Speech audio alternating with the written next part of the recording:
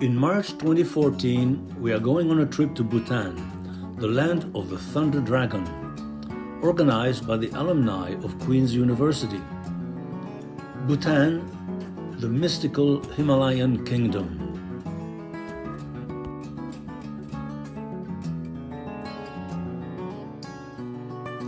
Bhutan is a very small country perched in the central Himalayas between India, China and Tibet.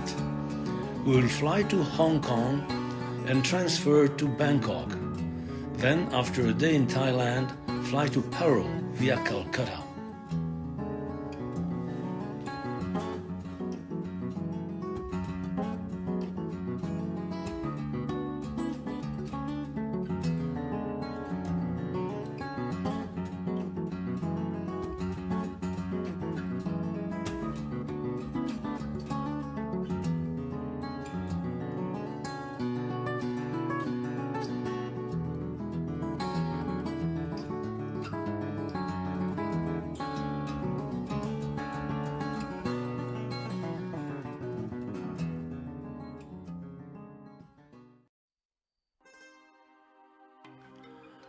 We arrived in Bhutan at the Paro airport in early afternoon and went by bus to Thimphu in a 2 to 3 hour drive. We stayed there for 3 nights. We then left for Punakha in the morning with a number of stops along the way.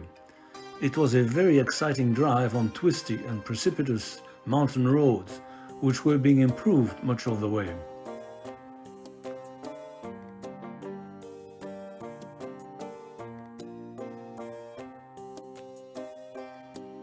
We leave the Hotel Druk, the hotel of the Thunder Dragon, early in the morning.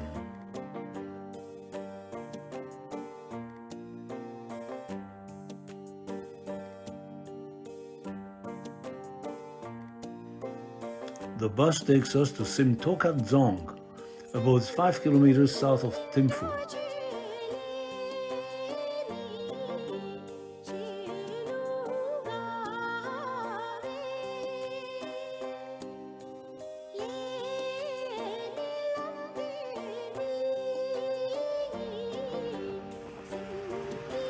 The road is twisty and a bit rough. It has obviously been damaged by rock falls. The driver skillfully avoids the worst ones.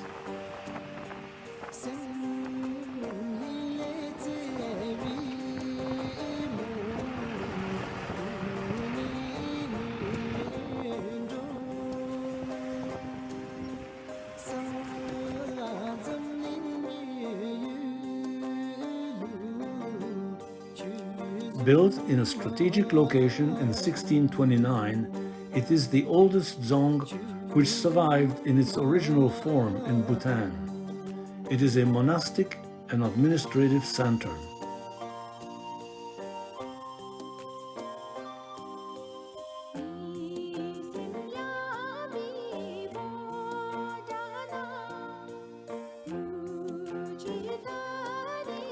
Bap is wearing his ceremonial scarf on this official and historic site.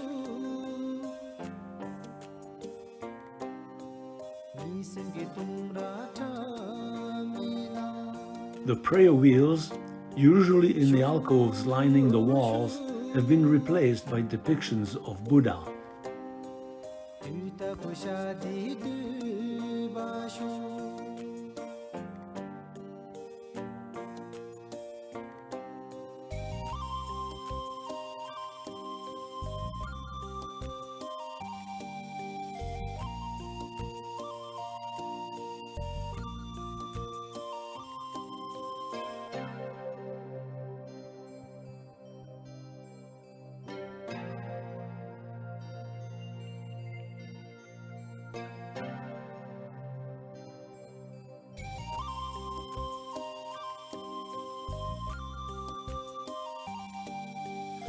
The picture of the elephant supporting a monkey, supporting a rabbit, supporting a bird, depicts the Buddhist tale of the 4 harmonious friends, symbolizing interdependence and cooperation.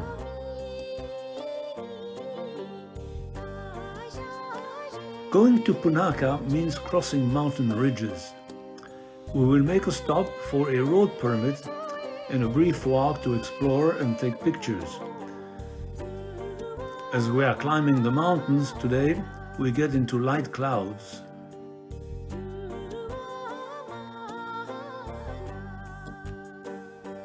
A helicopter is in the area doing more surveyor work.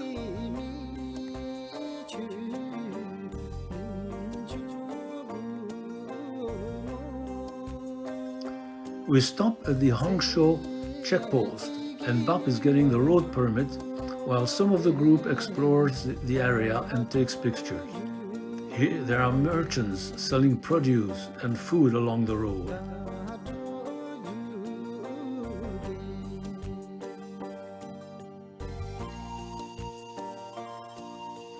I walk some distance along the road. The bus will pick me up if I don't get back in time.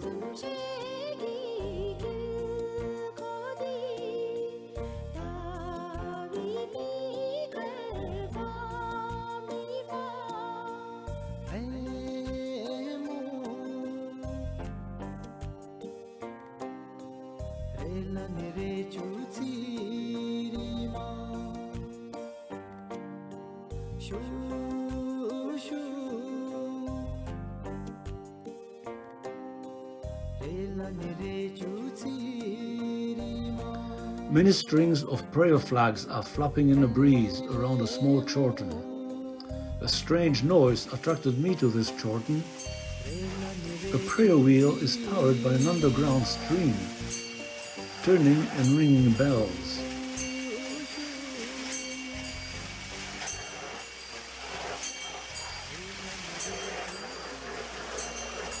The sill of the Chorten is covered with miniature stupas.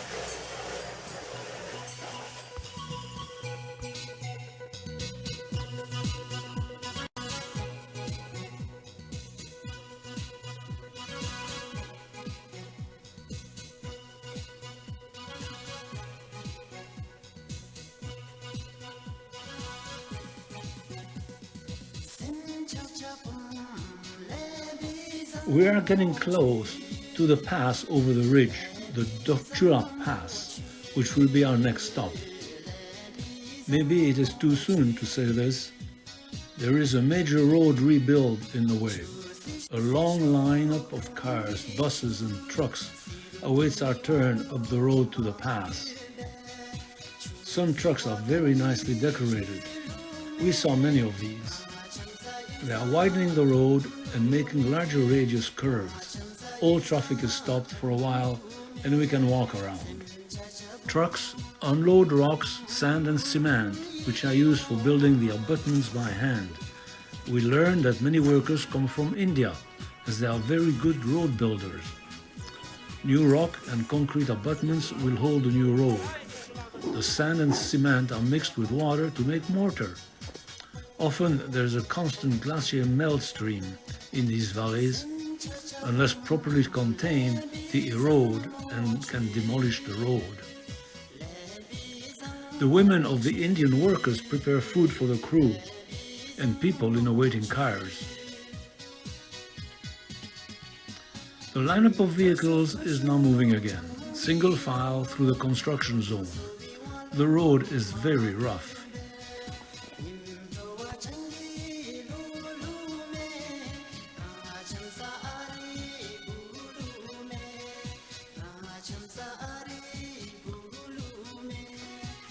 The Dochula Pass is at 3,159 meters above sea level, 10,364 feet. The Chorten, also called the Druk Wangyal Chorten, consists of 108 individual stupas, built to honor the soldiers who died in battle with Indian insurgents in 2003.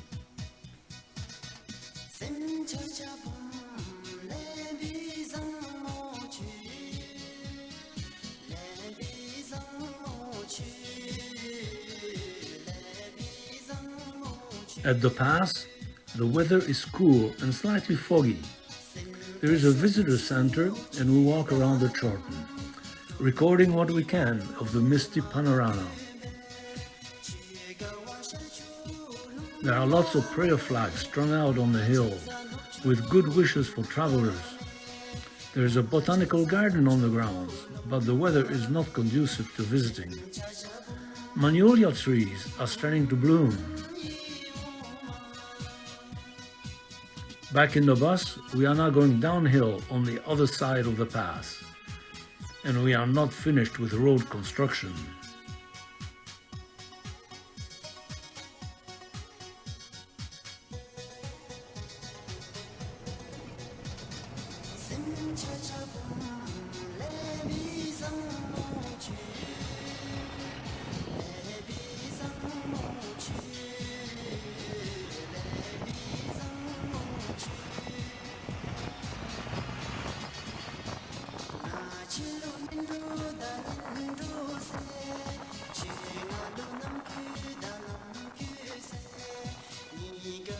We hit a patch so dusty that the driver can hardly see where he's going.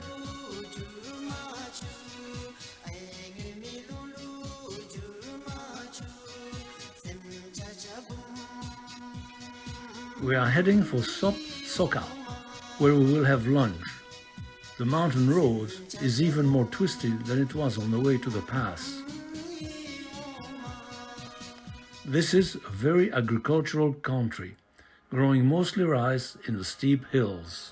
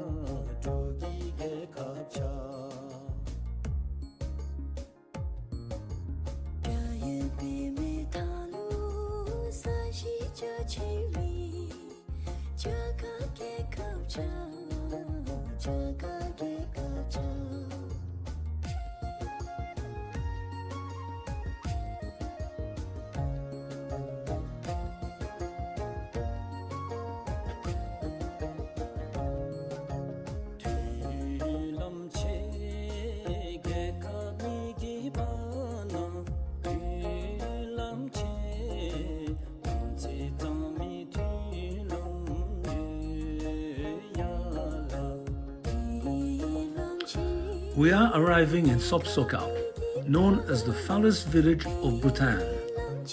Phalluses are painted on almost every house or restaurant as fertility symbols.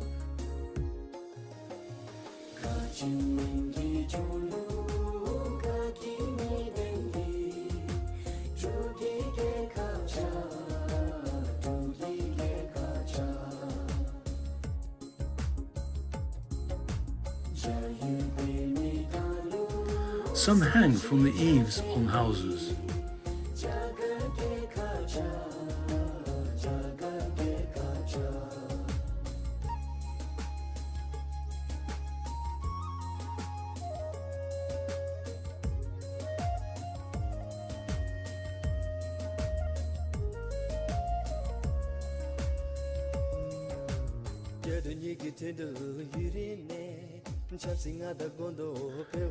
The bus reaches Punakha in early afternoon, and we get a nice perspective of the Dzong from the road. This Dzong was built in 1637 at the confluence of two rivers, which have symbolic meanings.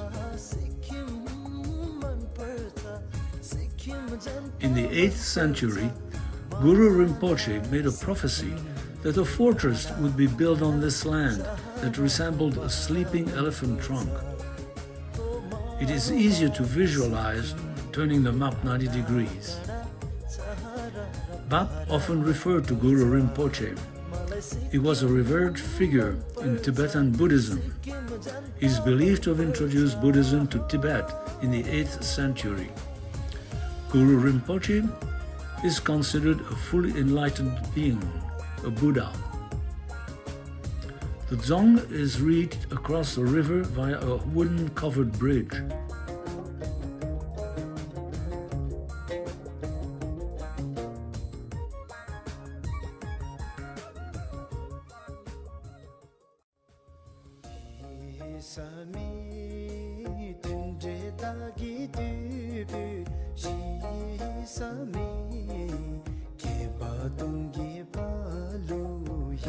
The bridge has been restored and rebuilt to its original design, financed by the German embassy in India.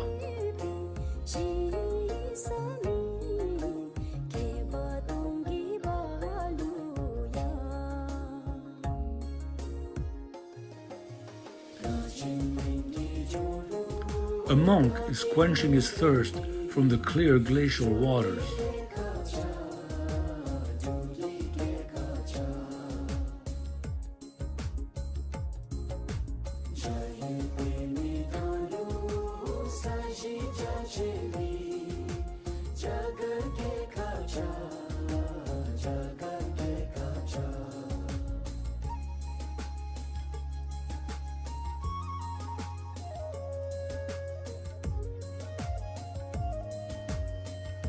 Here is another depiction of the four harmonious friends.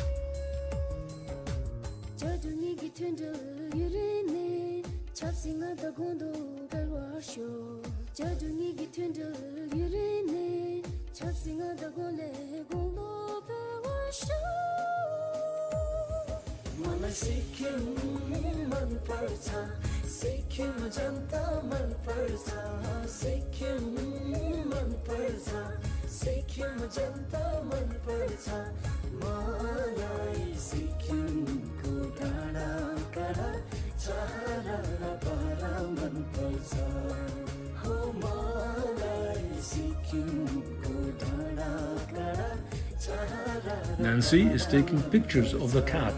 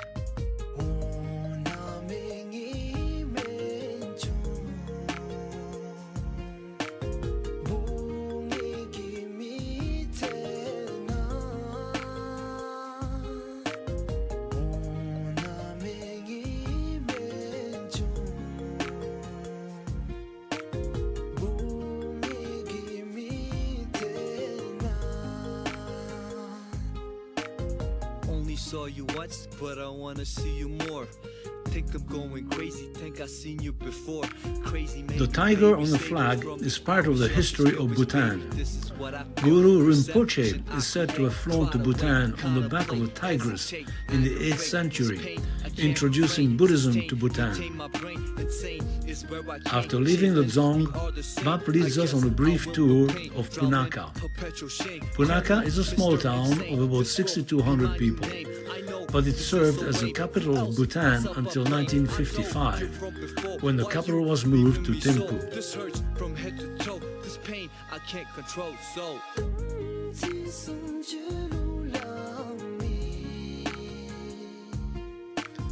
after our brief walk in Punakha, we get back on the bus and drive to the Meri Puensum resort, where we will spend the night.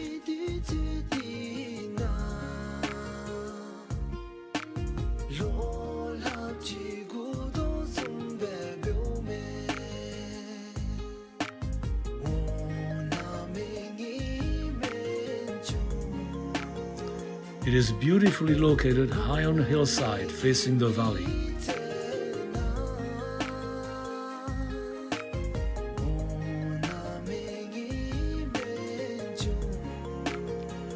There are interesting birds in the trees, in the high trees below our vantage point, but I could not get a good shot of them.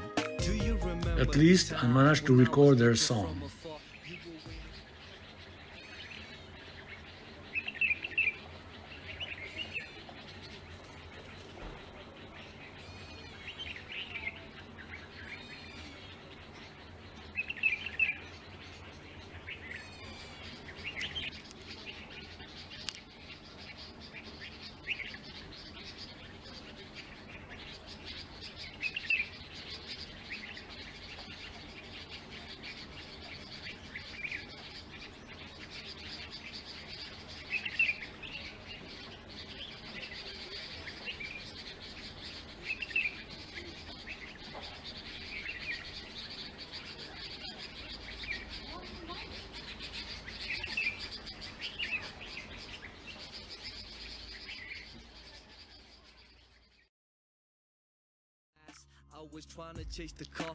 The nenext morning I have better luck with these birds, but not one of them wants to look at the camera lens. I never listened at all. I started running away. If I decided to stay, a yelling I would've taste. Like I was Most people in Bhutan speak English, as it is taught in schools from a young age. You've not the slightest of clue. Just try wearing my shoe. This feeling I can't define. My thinking is not a lie. In my stomach, butterflies in your presence all the time. When the dean was chasing, I was running. They started facing direction towards elation. Your face, I stopped embracing my time. I know I'm wasting, but still I won't stop chasing. I told you from before, why you leaving me so? This hurts from head to toe. This pain I can't control. So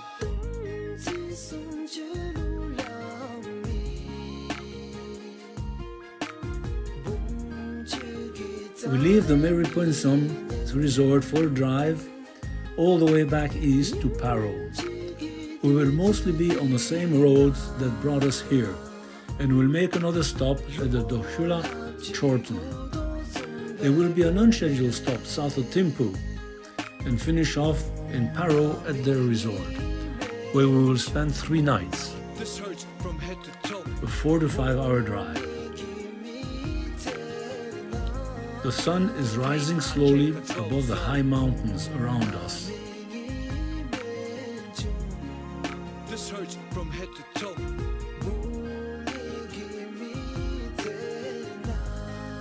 This pain I can't control. So this hurts from head to toe. There are some monkeys along the road checking on the traffic. This pain I can't control. So this hurts from head to toe. This pain I can't control.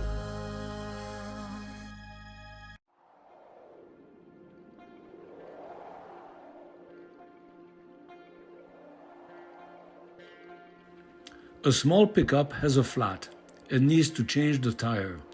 It seems that the traffic is stopped ahead, likely road construction or some minor case of landslide.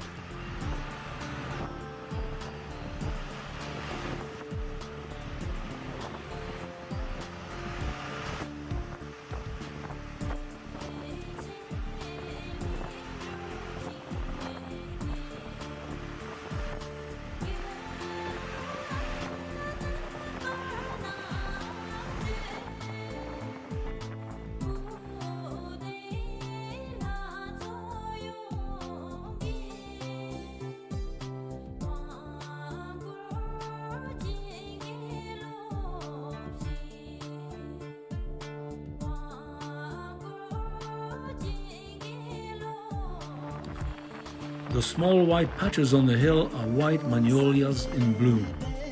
They are not easy to see from the shaking bus.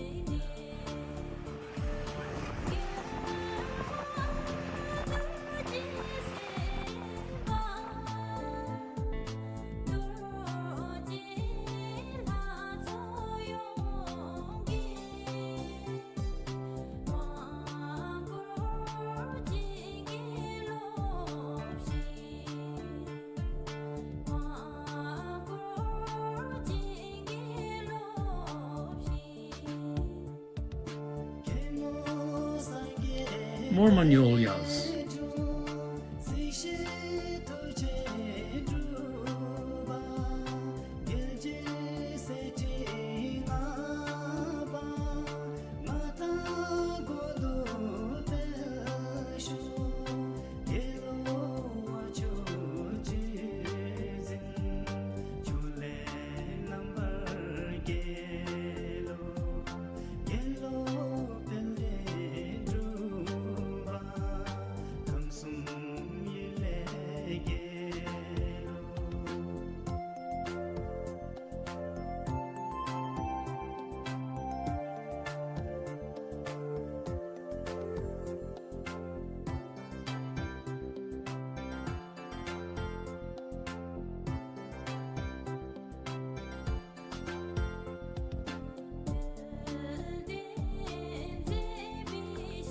We are back at the Dochula Pass and the Chorten with 108 stupas.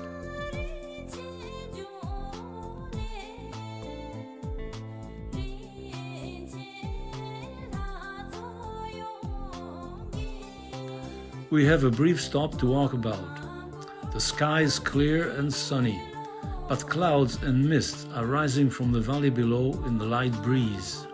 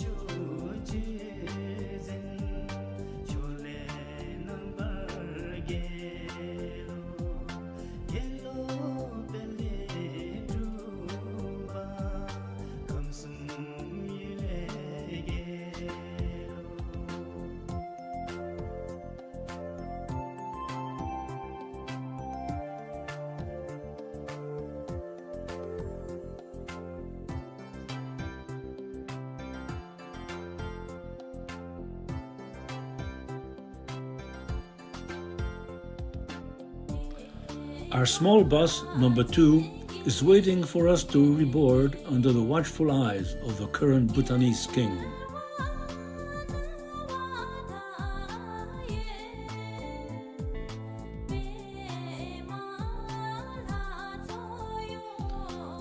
The widening of the road and upgrades to the sharp curves start with filling the ravine with material from the higher hills, then building of a concrete stone abutment which is backfilled to provide a new road base. The crew also installs large concrete barrier blocks where they have no guardrails of any sort.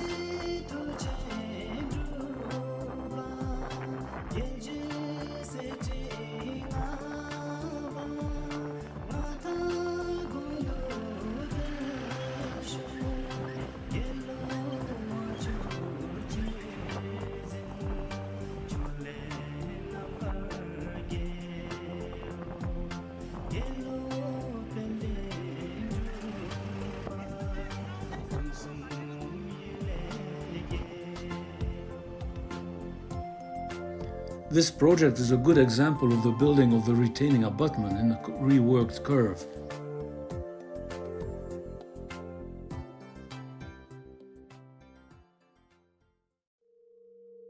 Women carrying babies on their back work alongside the men.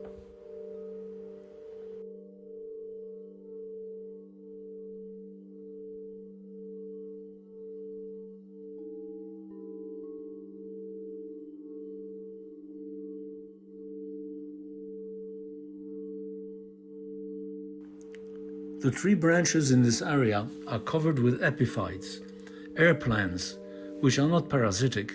They derive moisture and nutrients from the air, rain and debris accumulating around them.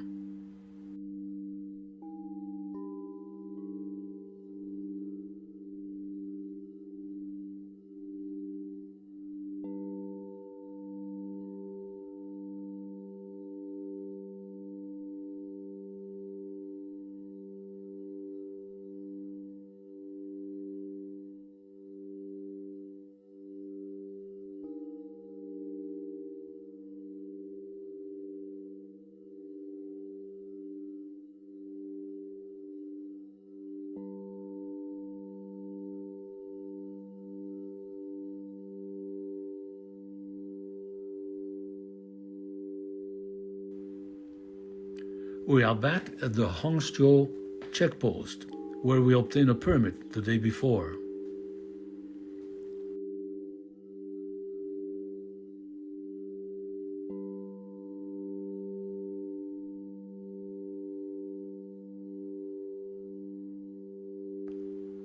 Under a bright sky, the arrival in Thimphu Valley is impressive. High mountain road with a clear view of houses down below. The Buddha Dornema watching from the other side of the valley.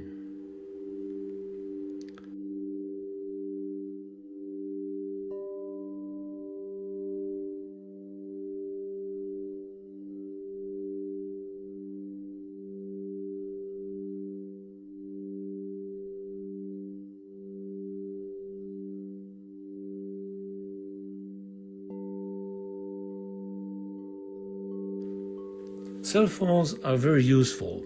Bap had called his wife while on the road, and she, with their 2 children, were waiting alongside the road for a quick family get-together.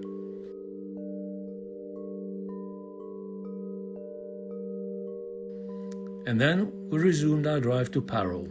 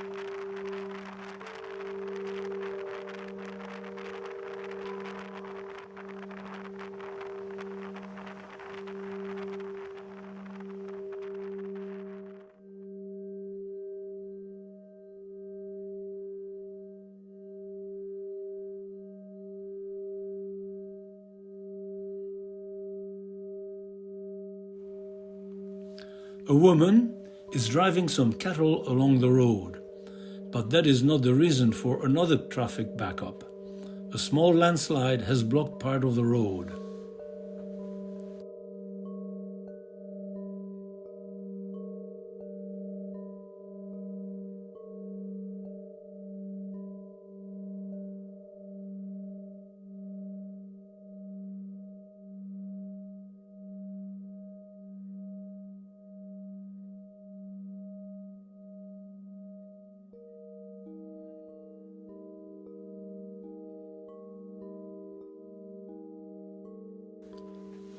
We are now driving back up the Paro River Valley towards the city.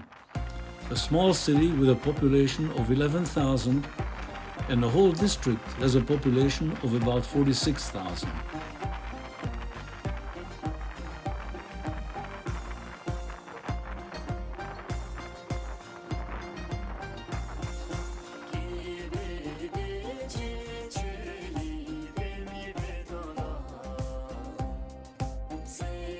There are some old pounded mud ruins along the way.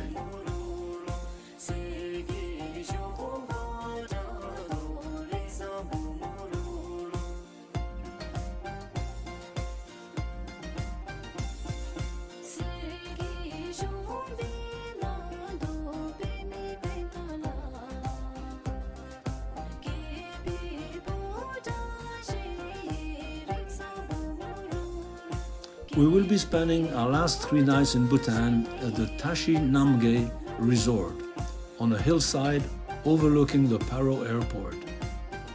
The city of Paro stretches along the river to the north for a few kilometers.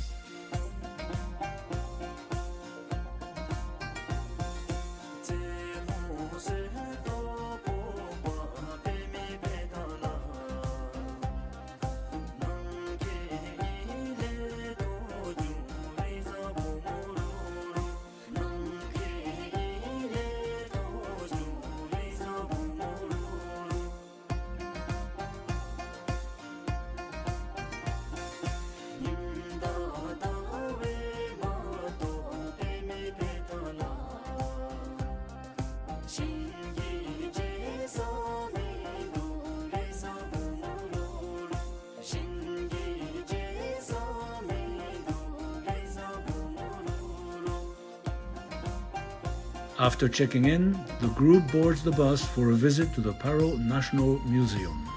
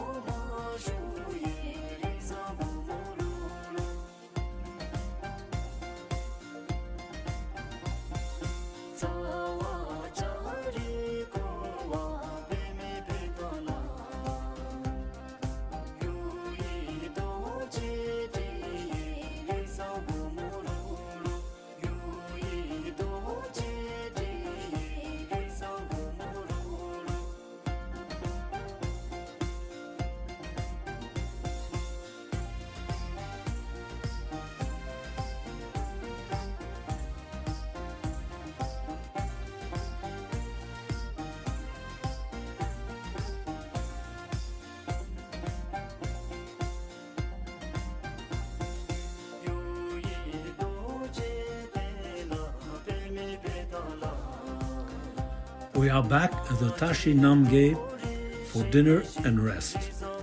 Dave, a trip companion, gave us this group photo taken a few days earlier when we got to taste butter tea, a traditional creamy concoction of dark tea shaken with salt and yak butter.